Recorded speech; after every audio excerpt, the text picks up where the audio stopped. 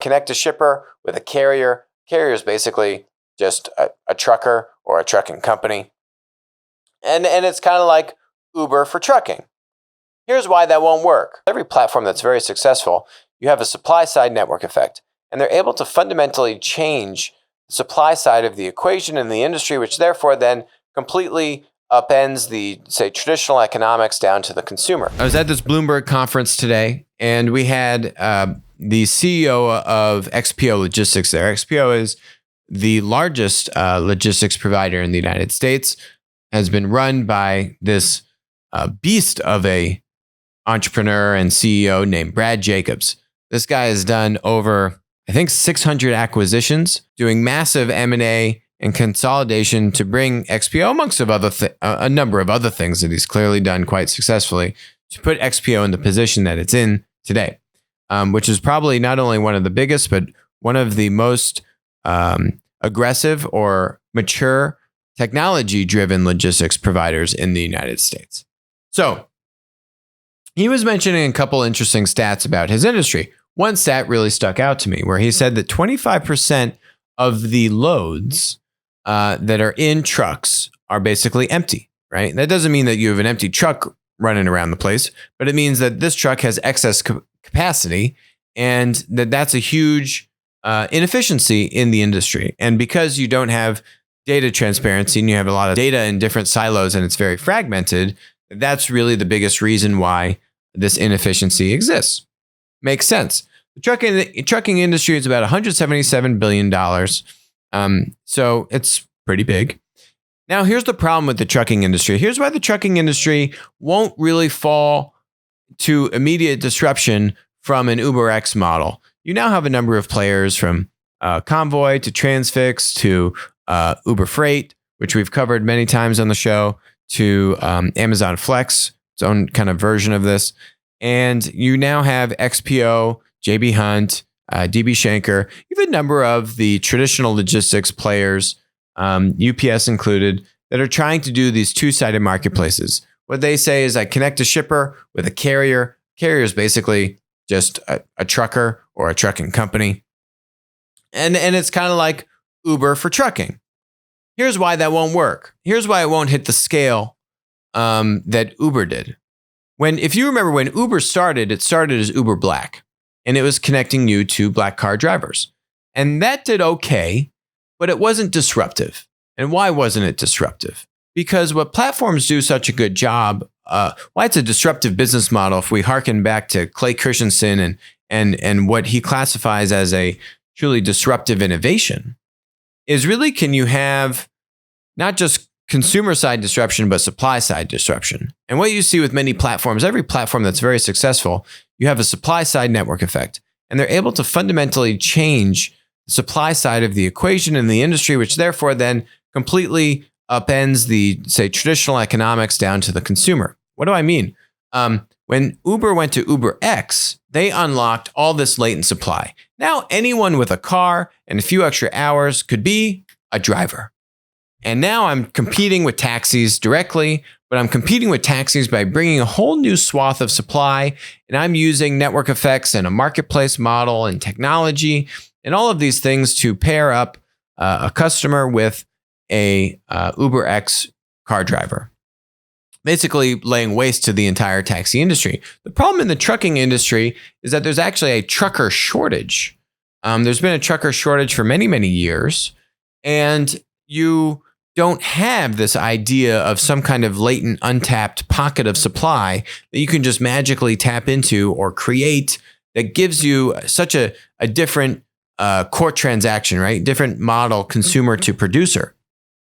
And so for all of these players that are doing these two-sided marketplaces, I think maybe Uber Freight's around $500 million in annualized throughput, or Convoy or Transfix, they're somewhere around $300 million. Got the stats here, but you're not going to get that exponential return. Why? Because you have that shortage of supply, what you need to do is take a different approach. And the different approach is to embrace a three-sided marketplace. This is truly disruptive to how the trucking industry has operated, because who is the third side of the stool here? That's the 3PLs. There are, I believe, over 15,000 3PLs just in the United States. Highly fragmented group. These are third-party logistics providers. This could be a mom and pop group of a few people that are just coordinating, or essentially think of them as the human middleman between the shipper and the carrier. But very often there could be, there's a sliding scale of complexity in the shipper world, right? You have some deliveries and orders that are more complicated, that maybe you need goods dropped off, or they need to hold over at a warehouse, or you have different complexities to them. You have multiple moving parts. Not everything fits into the two-sided marketplace box, A. B, given the fragmentation of the 3PLs and the fact that you have a few large players, but those few large players don't command an outsized amount of market share in the industry. No one controls 30% of the industry. You have large linear players, you have large traditional players, but it's still very fragmented with tens of thousands of 3PLs. So you commoditize the complement. Every tech company, every platform tech monopoly, it's the most common strategy in the playbook, which is to say, you give away the technology for free in exchange for access to the ecosystem. We've seen Google do this a million times. We're seeing them do this currently with Waymo to get OEMs, car manufacturers on board, to get access and to give them the Android Automotive, their operating system, to get into the vehicle. You've just seen this story play itself out ad infinitum. Now, let's look at China, who is already doing this. As we've seen, particularly with many marketplace models, Chinese marketplaces tend to just have evolved more quickly than what we've seen with US marketplaces. So I have two examples of this. One is this For You trucking company. It's founded in March of 2015. And basically, this article outlines 3 stages for You to get a start. And in stage 1, For You served as a platform and accumulated the most valuable thing: historical data, transaction prices, vehicle parameters, all this information, right? And how did they do this? For You chose to work with intermediaries in the transport sector so that drivers can get orders via agents, that'd be like 3PLs, and conventional intermediaries can get more orders, right? So that was step 1. Step 2, then they started to go, this was the transitionary step for them to arrive at where they could now be more end-to-end and go directly from shipper to carrier, and start to eliminate some of the agents in the middle. So the end state is that you want to get to a two-sided marketplace. The question is, how do you get there, and how do you get there at scale? With 5 to 10 well-funded competitors in the US trucking, two-sided marketplace space, what you're seeing them have good growth. But what you are missing is the exponential growth. What you're missing is the winner-take-all dynamic. And so this other company here, which I'm going to bring up, is called Manbang. I'm butchering it. But basically, Manbang is the largest Uber Freight two-sided marketplace in China, a multi-billion dollar company. They just raised $2 billion last year. And so this was interesting, though. This just came out over the summer. It says Manbang will open its intelligent dispatch and trading systems to freight users both at home and abroad, as well as third-party logistics firms. That's the 3PLs.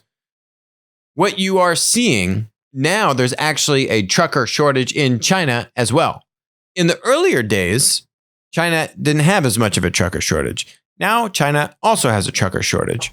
So when you have restricted supply on the trucker side, what you need to do is look at alternative sources of supply, i.e., enabling your biggest competitors, which are small 3PLs.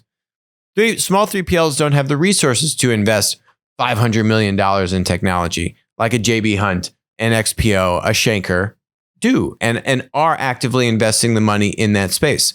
The problem is, what the tech monopolies are doing, they haven't officially released this information, but what I've heard from little birdies is that these companies want to see growth at all costs.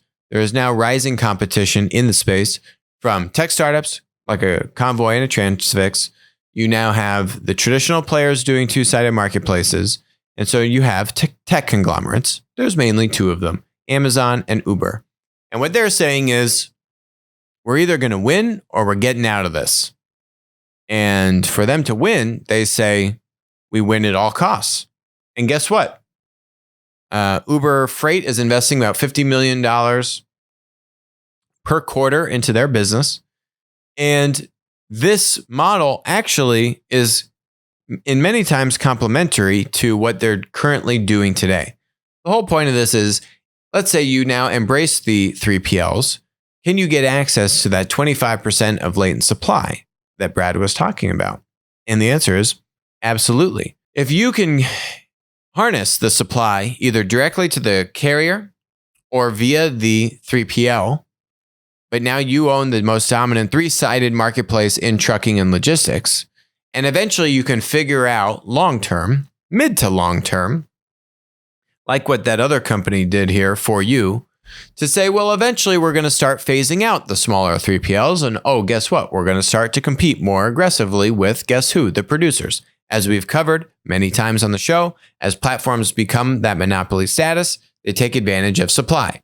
Who is the first supply to get squeezed? As 4U has shown us, it's the 3PLs. But the 3PLs are a mechanism to let you win and to let you get the winner-take-all dynamic. Otherwise, if everyone's just going to compete with the two-sided marketplace model, you're not going to have that breakout success win. So we'll see. I know that some of the players are already looking at rolling out a three-sided marketplace model in the United States. I think when that happens, it's just much harder to play catch-up on that if you're not first or second to market with something like that. I think the tech companies at this point will be able to do that quite successfully. Hi, this is Alex from Winner Take All. Thanks for joining us. Hope you enjoyed the content. Feel free to leave a comment, ask us questions, and definitely make sure to join us on our next live stream.